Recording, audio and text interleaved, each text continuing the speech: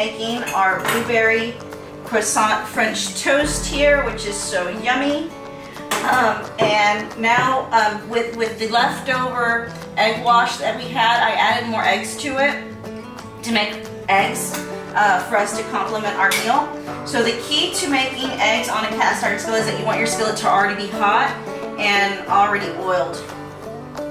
So put this down. And you don't want to stir too much, but you want to keep it moving.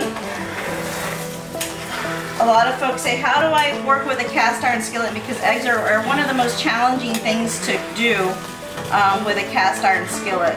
Because it sticks to it, and then we'll do a video on how you clean it as well later on. But this is one of the things that can be challenging. You see, it's the original non-stick pan.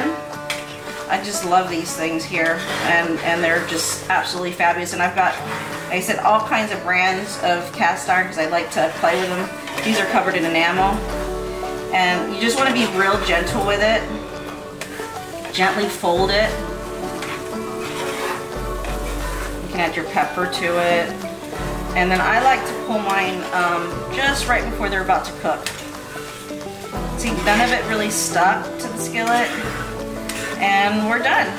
We have fluffy eggs, fresh farm eggs from our backyard to complement our breakfast. Thanks, and hope you enjoy this video.